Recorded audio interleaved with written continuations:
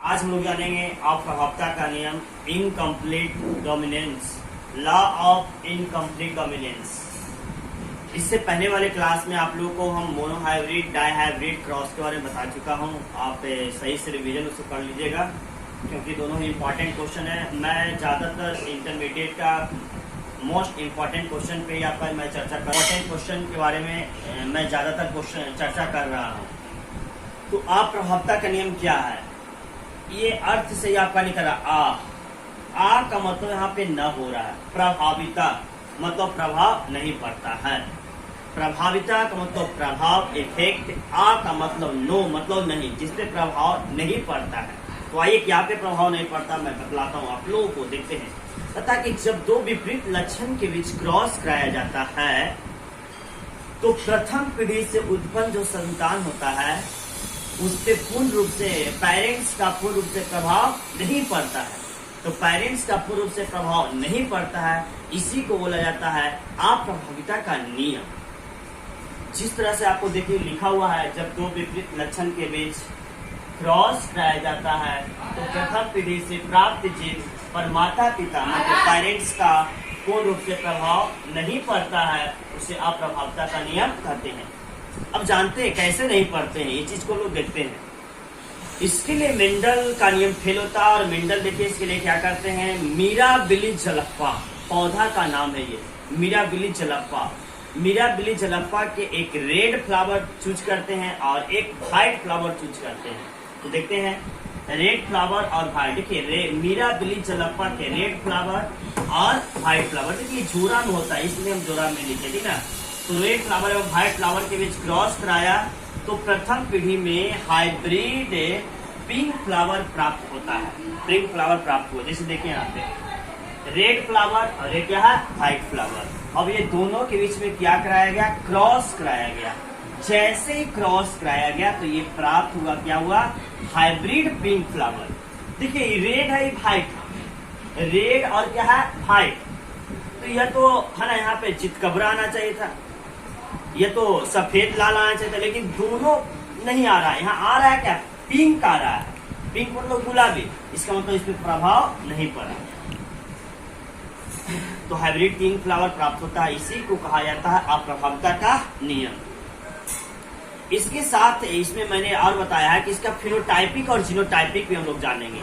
Phenotypic का मतलब मैंने बताया था कि जीवों के बाहरी गुणीय लक्षण को फिनोटाइपिक कहा जाता है और जीवों के आंतरिक गुणीय लक्षण को जीनोटाइपिक कहा जाता है। तो देखिए फिनोटाइपिक जीनोटाइपिक के लिए क्या करते हैं आगे पता, जब दो हाइब्रिड पिंक फ्लावर, दो हाइब्रिड, जैसे देखिए ये हाइब्रिड पिंक फ्लावर है तो दो हाइब्रिड, एक और एक, दो हुआ। तो दो हाइब्रिड पिंक फ्लावर के बीच क्रॉस कराया गया तो निम्नलिखित पुष्प पौधा प्राप्त हुआ, जिसे निम्न डाटा द्वारा दर्शाया गया है। जैसे देखें आप, ये देखिए ये 1 ये हुआ। अब ये दोनों के बीच क्या कराया गया, क्रॉस कराया गया। तो इसको इसके साथ कराया गया और इसको इसके साथ, ये देखिए यहाँ पे आया, ये यहाँ पे आया। फिर इसको इसके साथ ये आया, इसको इसके साथ कराया गया, ये गया। अब ये जो प्राप्त हुआ चारों को लिखा गया। देखिए ये लिखा गया। अब है क्या ये, तो देखिए लिखा हो प्योर रेड फ्लावर प्राप्त हुआ, ये हाइब्रिड पिंक फ्लावर प्राप्त हुआ, ये भी हाइब्रिड पिंक फ्लावर प्राप्त हुआ। लेकिन ये देख रहे हैं प्योर है, प्योर क्या है, बौना पौधा है, ड्राफ्ट फ्लावर है, ये प्राप्त हुआ। अब जानते हैं इसका फिनोटाइपिक जीनोटाइपिक निकालते हैं ना, तो इधर वाला को कहते हैं फिनोटाइपिक रेशियो। क्या कहते हैं, फिनोटाइपिक रेशियो, फिनोटाइपिक रेशियो कहते हैं। और इधर वाला को कहते हैं हम लोग जीनोटाइपिक रेशियो कहते हैं, जीनोटाइपिक रेशियो। ये साइड वाला को फिनोटाइपिक, ये साइड वाला को जीनोटाइपिक।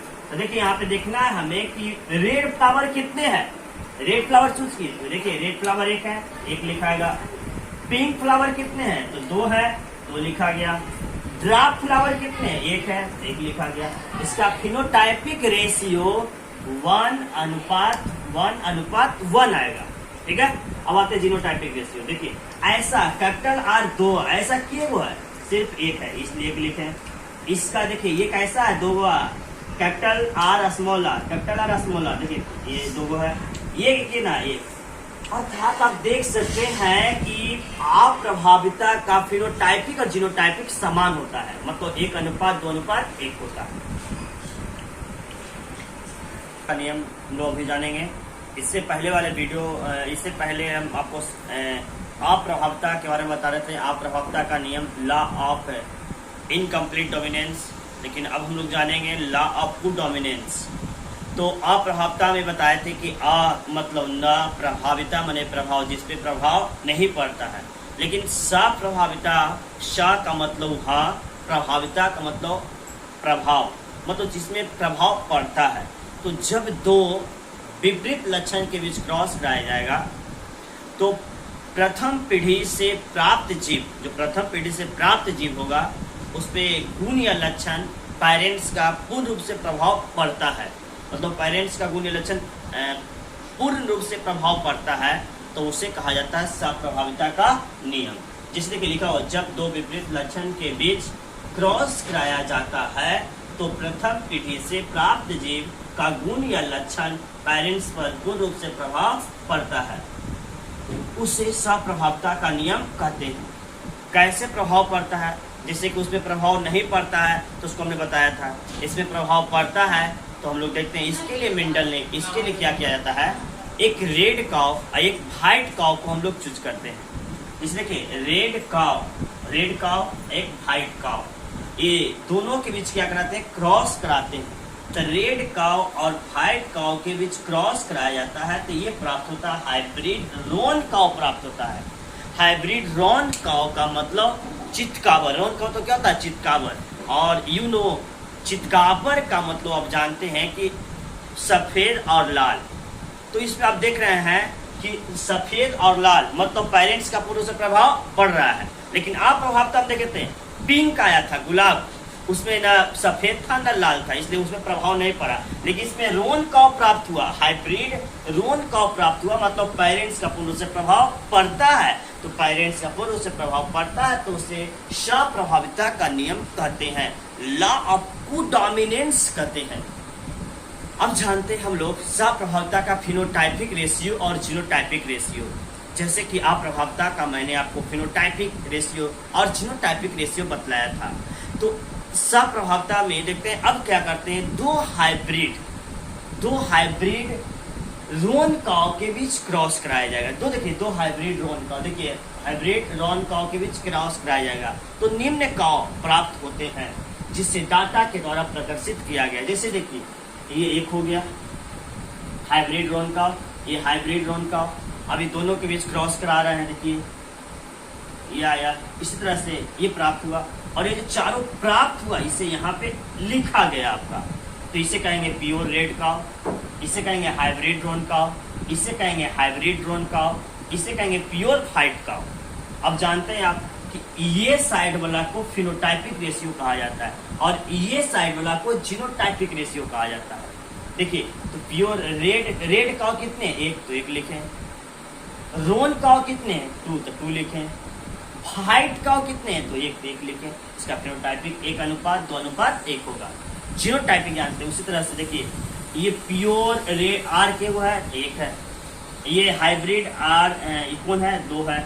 तो 1, 2 और एक ऐसा 1। तो आप जान लें कि सप्रभाविता का फिनोटाइपिक रेशियो और जीनोटाइपिक रेशियो होता है जो इक्वल होता है, इक्वल माने समान होता है। और अप्रभाविता का फिनोटाइपिक और जीनोटाइपिक क्या होता है, समान होता है।